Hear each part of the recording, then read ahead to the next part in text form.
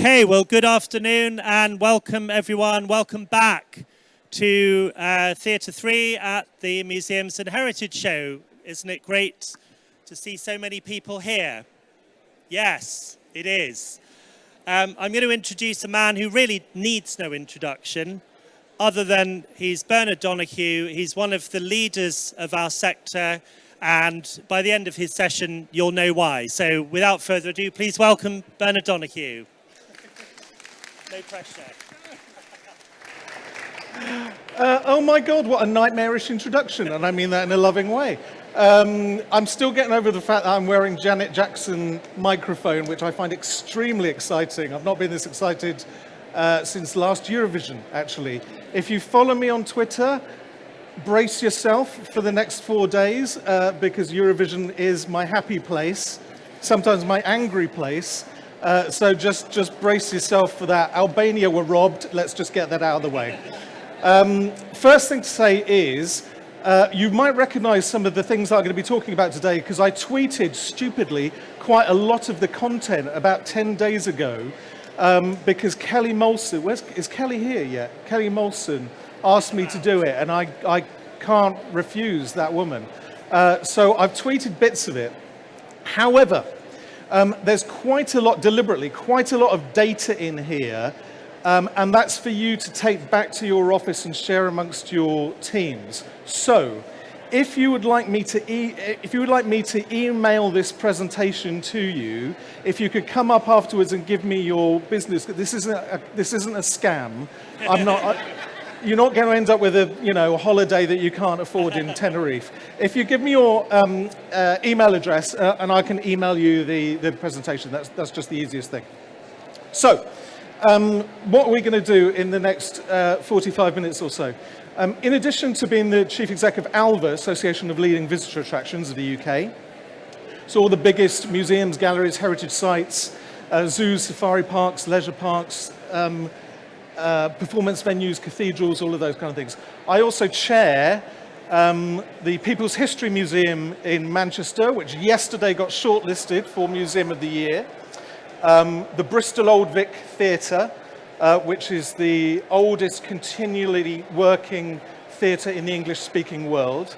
And I've just taken over chairing the Regional Advisory Board for London and the South East of the National Trust. So, in addition to ALVA data, I'm also borrowing data from those three organisations too, to kind of have a rounded picture. And I want to start with this. And those of you who've been to ALVA council meetings, sorry, this is recycling, but I'm going to get as much sweat out of this slide as possible. This is what I've called my visitor attraction trilemma, trademark Bernard Donoghue.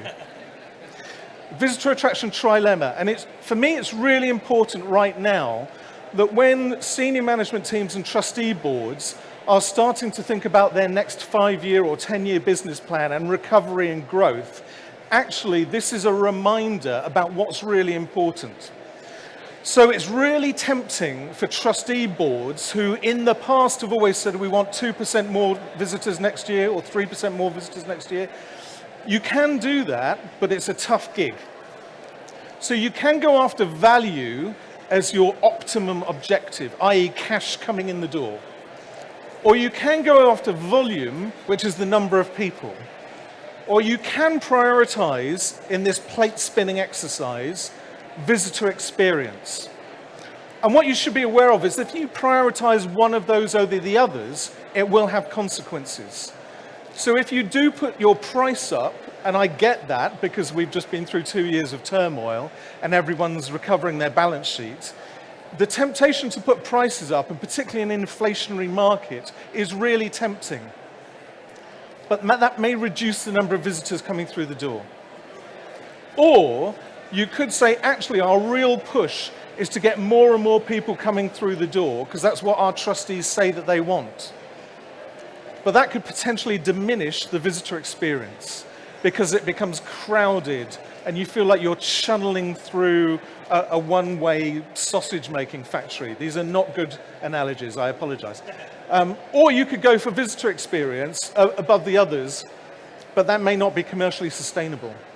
So the pushback from you to senior managers and chief execs and board of trustees is genuinely, which of those is the most important to you? And if all three are really important, how do you hold those in balance so that they're not exclusionary and still commercially viable? So let's get that out of the way. That's the kind of keystone that keep on coming back to. Every year, ALVA produces and publishes our visitor numbers of all of our members. So you see this every year. We published it back in the middle of March. And we've been doing this for years and years and years. And it always gets huge amounts of publicity because A, it's a list. Journalists love it. They don't have to do anything else. And B, it's a kind of barometer. It's like a temperature chart of the visitor economy. It's also like a tourism top of the pops. By the way, I used that analogy. I was speaking to a group of students the other day, and I was like, it's like a tourism top of the pops. Blank faces. No idea what I was talking about. Anyway, so it's like a tourism top of the pop. Who's in, who's out, who's up, who's down. And then behind the scenes, we do a lot of work I've done a lot of work over the last 10 years or so, into are there particular DNA characteristics, common behaviors, if you like, of those attractions that have sustainably grown their visitor numbers over that year, but also diversified their audiences as well? Are there common behaviors, whether you're a zoo or the National Portrait Gallery or Chester Cathedral? And there are. And this is what those organizations who sustainably grow their audiences and diversify their audiences do. They're provocative in their programming. They're disruptive in their nature. They take risks, considered risks, but they take risks. They stretch their brand. And if you were listening to Matthew earlier from Beamish, really good examples of fostering creative partnerships with unusual suspects. And they develop as a consequence their audiences. Bear that in mind too. So, very quickly, I'm going to go through 10 things that we learned over the last 2 years. And for those of you, actually, could you put your hand up, because I'm always fascinated by this. How many of you used to get the daily ALVA bulletins explaining what was going on in the world? That's quite sobering. That's lovely. When I started writing the daily bulletins 2 years ago, I didn't realize that I'd still be writing them now, 2 years later, but such was the nature of the lack of clarity of government advice that we needed to put all of that advice into one place and get it out to everybody in the industry. The 10 lessons that we've learned is number one, we were able to talk directly to number 10 and Treasury and DCMS and get the largest ever single cash injection under COVID, apart from the NHS, for this sector, the Cultural Recovery Fund, which is now £2.1 billion. And so this is the largest cash injection that went into any sector, not aviation, not transport, nothing, culture. And we were able to do that because you have got such good data.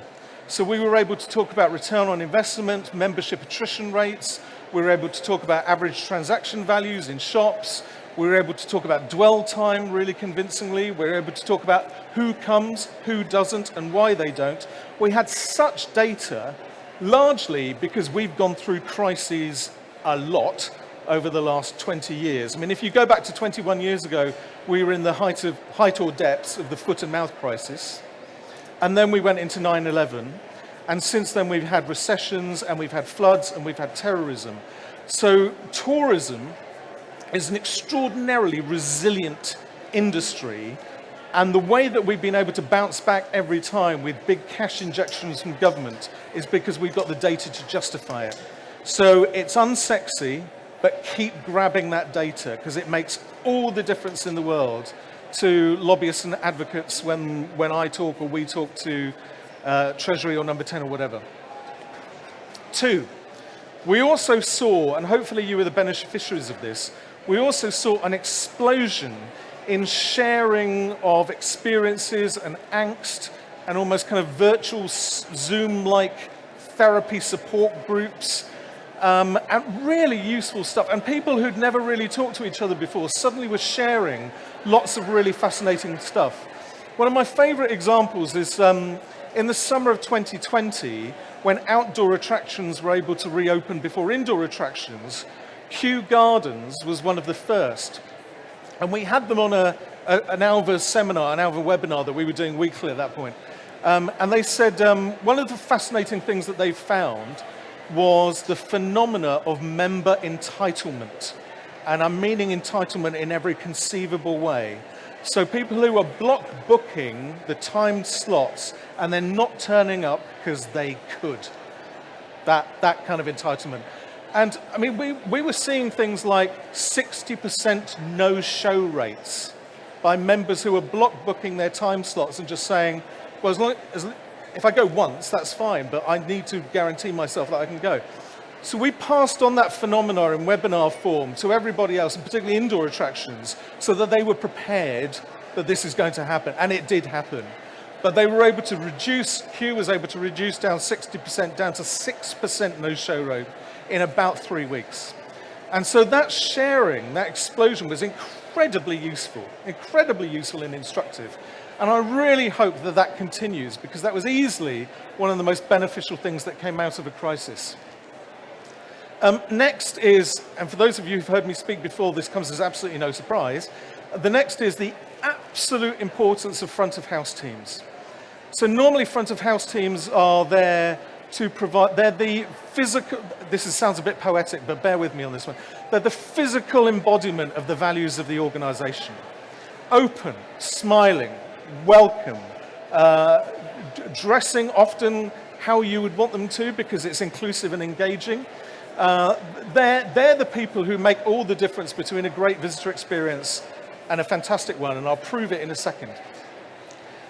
But even in normal times, they have an awesome responsibility and power.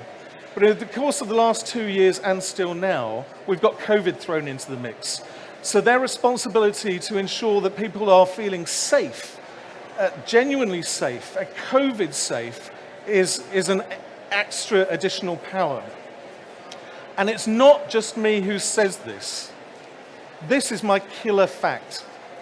So a couple of years ago, we had the chief executive of Airbnb UK come to talk to an ALVA members conference meeting. And he said that when Airbnb based in San Francisco were putting their business plan together, one of the things that they looked at was TripAdvisor. Now, the area in TripAdvisor that has the most reviews isn't bars or restaurants or hotels, it's visitor attractions. And they did a bit of an algorithm stuff, and they found that the biggest difference between a 4-star TripAdvisor review, very good, and a 5-star review, excellent, was that a 5-star review was 4 times more likely to mention a staff member's name.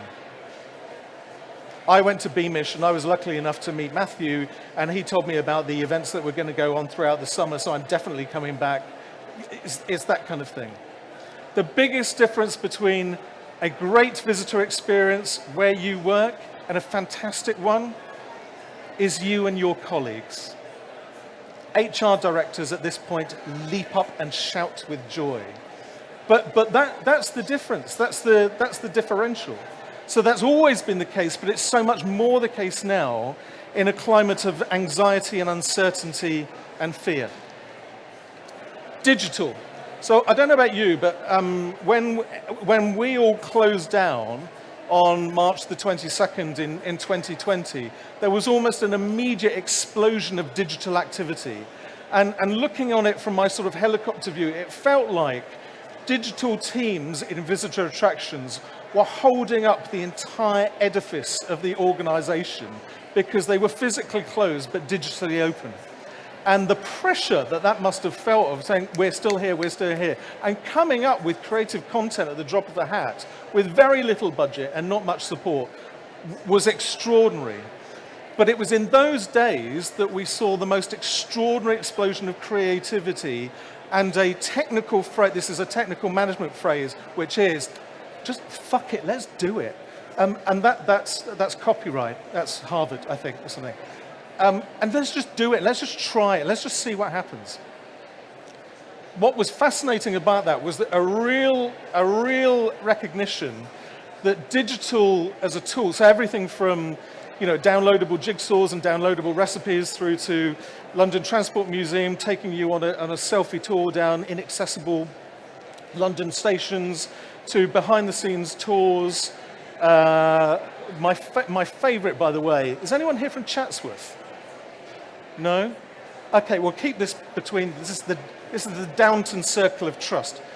My favourite conversation I had with the Duke of Devonshire, and I was telling him about London Transport Museum and doing a kind of selfie tour, paid for selfie tour that you'd log in and you'd pay, I think, £19 for.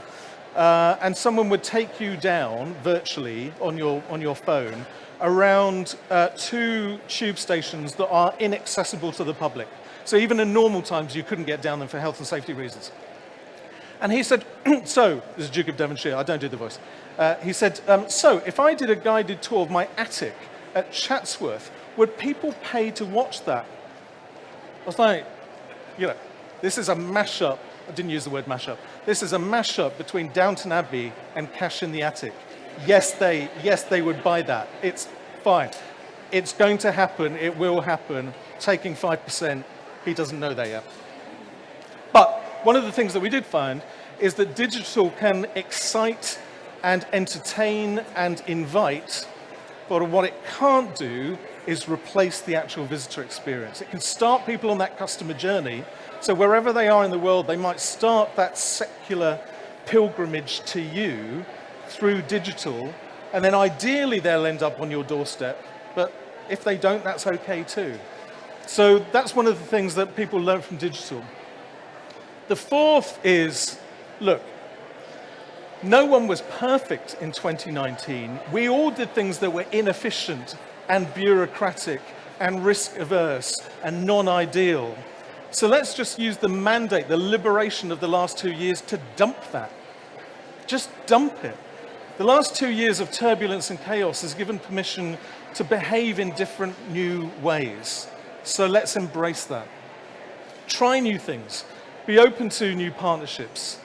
And realize, as we are watching the media every day, that contested history and challenges to organizations about telling the real version of where the money came from, how the stately home was bought and paid for, those will continue whilst we have political schism within this country.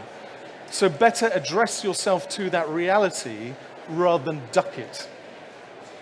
Next. This is, or has been, and still can be, an opportunity to open the doors to people who are different from those that you closed them to in March 2020. Bluntly, if you take taxpayers' money, or you take National Lottery money, or Cultural Recovery Fund money, the diversity of people who paid for that money through their taxes is the diversity of people you should be aiming to get through your door. And if you don't, I'd question your moral existence.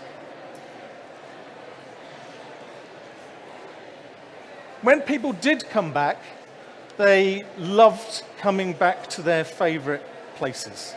It was overwhelmingly emotional, not just for staff, and finally they were getting back to what they loved doing, but it was really emotional for visitors too. We saw a significant growth in memberships during lockdown. That's incredibly counterintuitive.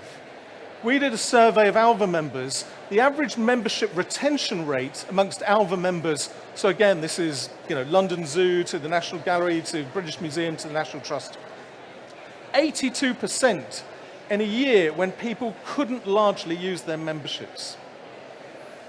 And the following year, in 2021, membership retention rate was 86%. Now that's astonishing in a year when people actually couldn't use their memberships. Now for me, that's a sign that this isn't lazy direct debit management, by the way. This is benign philanthropy.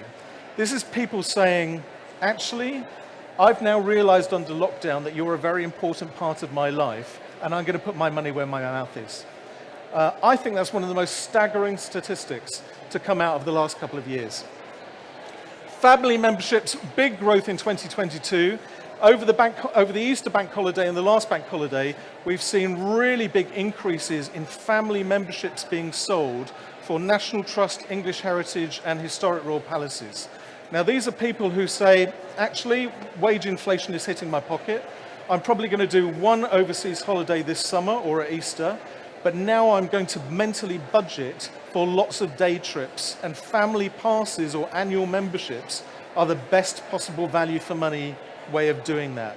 So we've seen a really big increase in value for money family memberships selling literally in the last month.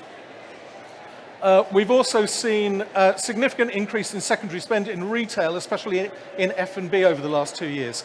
So in retail, I'll give you an example. Food and beverage, not a surprise. When people were able to leave their house, actually they ran to catering outlets to eat something that they hadn't cooked themselves, because it was a novelty. You know, do you remember the sourdough days? Sourdough, right, okay. So big spend in F&B, and that's continued actually, that's looking really good. Retail, this is so your area, so I tread carefully. Retail, fascinating.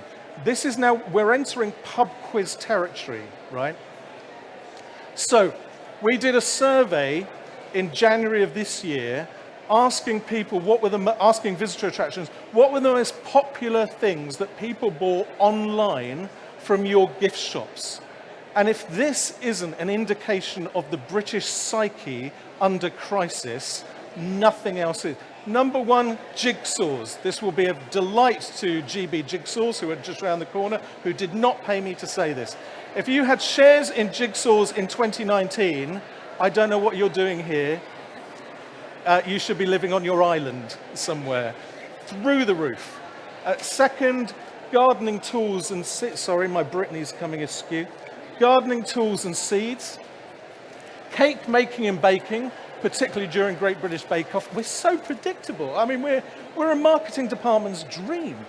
3 cookbooks, because people suddenly realized, actually, you can have, if you're getting 4 Deliveroos a week. Family board games. Now, this is old school. So this is Connect 4, Monopoly, Scrabble, Battleship. Nothing with a plug and nothing with batteries. This is family round a kitchen table stuff. Local history books, love this. People suddenly realized when they weren't commuting backwards and forwards and they were allowed out for their 1-hour government-approved constitutional, they suddenly realized they didn't actually know where they lived. And they were going down streets that they'd never been down, and they were deliberately going into the churchyard and having a wander around because they had permission to do that, and they were going into the church. And they started looking at what the history of their area was. Big increase in local history books. Ancestry kits. So at times of crisis, and we saw this back in the recession in 2007, 2008, because the future looks so unpredictable and scary and uncertain, the past, in contrast, looks definite and factual and comfortable and safe and nostalgic. Now we know, because we work in this sector, that nostalgia can be false and it can be toxic. And then you end up with Donald Trump. But that nostalgia is extraordinary, and it can be good nostalgia or bad nostalgia. So people were saying, I'm in a crisis now, I don't know where I'm going, but I'm going to find out where I came from. Animal adoptions. Again, forgive me if you're an ALVA member, this is one of my most surreal moments. I was on a Zoom call meeting with a number of MPs, and we were talking about, and they were all advocates for zoos and safari parks. And we were pressing for the fact that there needed to be a separate zoo fund, and we got it in the end. It was £100 million, because zoos weren't covered by the Cultural Recovery Fund. And I remember saying to one, animal adoptions were doing really well at that point. I remember saying to this group of MPs, bluntly, you can't furlough a penguin. And I remember one of the MPs responding saying, no, you can't furlough a penguin, can you? I was like, honestly, you're overthinking this. No, we can't follow it. We need the money. So animal adoptions did really well for zoos and safari parks. And the last, God bless Britain. If you've got through that list, cocktail makers, shakers, and recipe books. And frankly, if you were drinking a Cosmo on a Tuesday morning, as well as a Friday evening, no one's going to judge you. Because, we were all in it together. So that's fine. One of my mantras is sanitize the site and not the experience. Ensure still, now, that whatever you do in terms of health and safety and COVID awareness, and there's still about 35% of the visitor attraction going population who are cautious about going into indoor spaces, still. And this is on the day, today, that it's just been announced that it's no longer mandatory or recommended, it won't be a recommendation to wear face masks on flights going out of the UK. So there's a gradual erosion here of the rules and recommendations, but there's still quite a significant cadre of people who are saying, not just yet, not just yet. And one of the things that has really emerged over the course of the last year is go at the pace of your visitor rather than going at the pace of what Boris Johnson says in a press conference. Be led by your visitor. And last, before I get onto some of the provocations, is, it's a bit poetic, but forgive me. One of the things that we also learned over the last 2 years is that you and your colleagues are profoundly important to the physical, mental, and emotional well-being of people. They come to you for those special memories. You create the backdrop for people's happiest memories. And that's never been more important than now. I mean, what an honor, but also what a responsibility. And bluntly, that's the basis of it. The other things that I'm just going to talk about very quickly are, so where we are now, what does recovery look like? Attractions are being recognized as places to heal and to mend and to breathe and to reunite with friends, and places of deliberate memory making. Outdoor attractions were, of course, the first to reopen and recover, and they're now up to about 70% on average of pre-pandemic levels. Really helped by things like winter lights, which kicked in over winter, obviously, but really got those visitor numbers and spend back up significantly. If you can invest in a really good winter lights experience, please do. In 2021, forests and woodlands were amongst the most popular destinations, especially for families. And connecting with nature is still a really strong motivator for people. And indoor venues are still operating at less than 80% of 2019 visitor numbers. And I'm going to come on to explore that in a second. This is a difficult one to see. This is a visitor sentiment research. We did about 12 over the course of the last 2 years. This is country parks and nature reserves. People are most confident to go back, followed by gardens, zoos, safari parks, farm attractions, castles, historic houses, stately homes, museums and art galleries. And down here, where people are most concerned about going back, are indoor music concerts, either pop concerts or classical. So you can see that real shift in confidence about people coming back to very different places. I'll skip over that. Challenges. So we're not out of the woods. Well done you on coming into a crowded space in the middle of London, but we're not out of the woods in COVID terms yet. One, thanks to things like net zero and carbon zero and Glasgow conference, people are much more aware about their climate and environmental impact. What does that mean for you? And how are you enabling, assisting your visitors in reducing the environmental footprint of their visit? And that could just be sort of tools or suggestions on the front of your website. People instinctively want to do the right thing, but they don't know what to do. And particularly if you're one of those last mile visitor attractions that people can't get to unless they do it in a car, they can't get to it on public transport, this is more of a responsibility for you. How can visitors offset in a sensible way their visit? This is a fascinating one and not one I'm doing any interviews about at all, but the behaviour of people in outdoor spaces has significantly deteriorated over the last 2 years. So people going to, and in the most extraordinary places as well. So people going to, let's call it Argos, and buying a tent for 15 quid, staying out overnight in a beautiful place, and then walking away, leaving the tent and everything there. Or going to, let's say, Windsor Great Park with your bag of food from Tesco, well, it's probably Waitrose, isn't it, in Windsor, but Tesco's or Sainsbury's, and having a picnic in the grounds and walking away and leaving it there. So people's behavior has deteriorated over the last 2 years. How do you address that in a non-patronizing, we still would love to see you kind of way? It's a real toughie.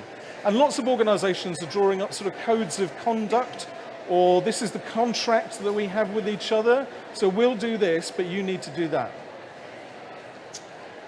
International visitors are starting to come back, and they're starting to come back from the countries that we suspected would deliver them first.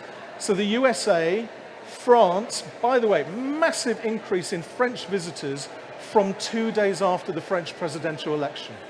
I love that kind of stuff. So people just wanted to be around for the election, see what would happen, vote, saw that it wasn't Le Pen, then felt confident to go on holiday. Irish, Dutch, Italians, the least quick to return, I'll come on to this in a second, will be Chinese. So if you're heavily dependent on Chinese visitors, you're going to have to skew this for the next couple of years. And Japanese, and potentially South Korean. There is, however, a really big, strong global appetite to visit the UK. The UK is still coming out very, very strongly in aspirational destinations from countries around the world. Tourism will suffer along COVID. That's a phrase that I've been using with ministers. And in particular, those visitor attractions who in a normal year are highly dependent on overseas visitors are going to take the longest time to recover. There is a spectrum of recovery, from those who are booming now, largely outdoors, to those who are highly dependent on international visitors who are still in recovery phase. And they're actually, ironically, some of our most iconic attractions, like Edinburgh Castle and Stonehenge and the Tower of London and St. Paul's Cathedral and Westminster Abbey. So there is a real spectrum of recovery. And when I've said to ministers, genuine conversation, tourism's going to take a long time to heal, and the particular minister, let's call her a cabinet secretary, said, well, actually, all of the beer gardens in my constituency are full at the weekend. I think, you haven't quite got it, have you? You don't quite understand the visitor ecosystem of how this works. The requirement that the government has set as part of the Brexit consequences for children from EU schools, children and young people, to come in on a passport rather than an identity card has decimated the school and group travel industry. Margate had a £30 million English language teaching economy in 2019. It's now worth £3 million. 30 to 3 because of this. Not because of COVID, but because we now require children from France and Germany and the Netherlands to travel on a passport rather than an EU identity card. Basically, teachers are saying, well, we won't get, if 4 people in our class don't have a passport at, I don't know, €70, and EU identity cards can get you everywhere within the European Union, we're not coming to the UK. So this is an ongoing conversation with Home Office and Priti Patel. And it's already started this week. So I chair the London Tourism Recovery Board, which is getting the London visitor economy up and running domestically and internationally. And the Mayor of London, Sadiq Khan, along with Coldstream Guards and the Broadway cast of 6, launched our international marketing campaign right in the middle of Times Square on Monday with a £10 million campaign. When in doubt, go for old tropes, basically. It gets you everywhere. Not that, Historic Royal Palaces isn't a... This is one to read at home. Oxford Economics has done some work about which countries are most likely to come back quickest to the UK. So the ones in green are the ones that are most confident about coming back. So places like Ireland, we've already started seeing that. Spain, USA pretty much. The countries that stay in red, I feel like this is election night. The countries that are staying in red are the ones that are going to come back most slowly to the UK. So places like Japan, China, and Brazil. So if those are important markets to you, they're not really coming back in significant numbers for at least another 3 or 4 years. We're also going to see, so it does get upbeat towards the end, right? We're also going to see a depressed staycation market with people wanting to go on holiday overseas, and then also a depressed inbound market too. So both of those markets being depressed. So that's a real challenge to keep those people who love you coming through the building. Reminding people of family memberships is absolutely key. We've had really good, strong Easter and bank holiday business. There is a recruitment crisis, as you know, particularly front of house and in catering and with chefs. Some organisations like Malmaison and Hotel de Van are paying staff retention bonuses. Not seen that before, particularly in this sector. And employers are being creative about, if they can't increase salaries by 5%, perhaps they can look at things like holiday entitlement being increased by 5% instead. So being quite creative about that salary package. On to the final slug. Sorry, this feels like a broadcast. So, over the last 13, 14 months, I've been invited to 52 organisations, senior management team meetings, or trustee boards, as they plan what the ideal next 5 years is going to look like. And they've asked me to ask them provocative questions to help them think about what's really important. So these are the ones that I tweeted about a couple of weeks ago, but I'll talk through in just a couple of seconds. So what did you do in 2019 that actually didn't really work? And you're happy to dump, and you don't want to go back to? Equally, are there things that you did over the last 2 years, like Zoom, and speeding up decision making, and taking more risks, and being more creative, and delegating responsibility that you did over the last 2 years that you can keep? Use the last 2 years as permission, as a license to change the way that you work and the values that you exude.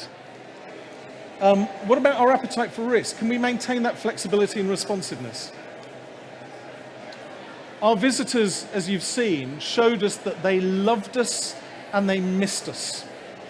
How do you reciprocate that love and loyalty in a meaningful, authentic way? Let's be critically honest about who visits you, who doesn't visit you, and why they don't visit you. And are you representing the diversity of the community in which you're housed through your staff and your recruitment and your programming and your attitude and your values and your speech and your engagement? And if not, why not? How do we better monetize what we already have? If you're going to think of anything today, think of it's a mashup between Downton Abbey and Cash in the Attic. You know, no new investment there, just monetizing what you've already got. Are you providing memory-making experiences? Because everything that the public told us that they loved and that was important to them and that they bought under lockdown was about reconnecting in a meaningful, memory-making way with family and friends. So are you providing opportunities and backdrops for genuine memory, deliberate memory-making experiences? Are you, this is where I am appallingly not living my brand. Are you communicating and engaging with your visitors, or are you conversing with them or broadcasting to them like I am? But what's your nature of communication? What's your nature of speech? How are you reducing your environmental footprint and impact? And how do we help our visitors to do that too? And lastly, how do you listen genuinely more attentively to your staff? How do you benefit from their creativity, wisdom, savviness, appetite for risk, passion, diverse experiences and perspectives that they showed to the nth degree under lockdown? Don't lose that. Harness it, encouraging it, because you're not paying as much as they could get elsewhere, bluntly. Love bomb, and then throw in some cash as well if you can. And how do you recognize and reward them for being the principal reasons that our visitors love their visit and why they return? Those are tough provocative questions.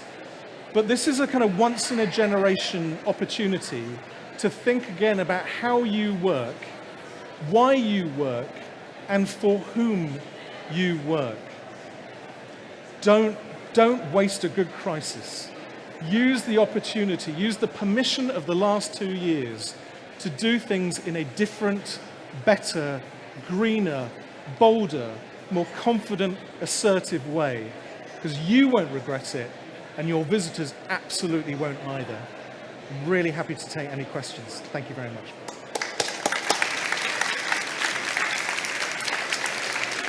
Thank you very much, Bernard. Fantastic insights there, and I love the mash-up between Downton and Cash in the Attic. Trademark. Absolutely. So any questions for Bernard? We've got time for a couple. Yes. Thanks, Bernard. Derek Bennett from Tower Bridge. The big elephant in the room at the moment, and another challenge, is the cost of living crisis. Yep. Do you have anything to say about that? Initial reactions, initial findings from the market? Yeah, there's two particular things. On average, ALVA members' energy bills have doubled in the last 2 months. So that's an unbudgeted, unpredicted, massive expenditure. On the good side is that we know back in 2008, 2007, 2008, 2009, in the recession, leisure spend was the last thing that people sacrificed, because leisure was so important to people. They were working long hours, they wanted to spend really good quality time with their family and their loved ones. So leisure spend was the last thing that they sacrificed. We hoped that that would be the same case now, and it is.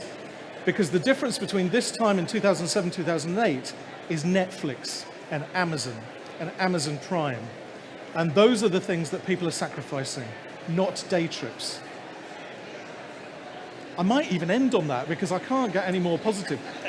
But it's been fascinating. If you've seen the lack of take-up or continuation of membership of Netflix, for example, just in the last fortnight, that's a really, really strong indicator to me that people are making very sensible, thoughtful decisions about leisure spend, but they're sacrificing that rather than sacrificing day trips. And I think that's, I've watched all of Schitt's Creek, so, I've done.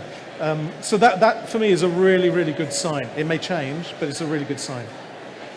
Perhaps there's a sign in that people are still valuing human interaction again, as we see today, rather than sitting at home looking at a screen. Yeah, I think so. Okay, we maybe have time for one more question if there is one. And if you do want the presentation, if you give me your email address afterwards, I'll send it out to you. All right, well, in that case, just join me in thanking Bernard very much indeed. Bernard Donoghue.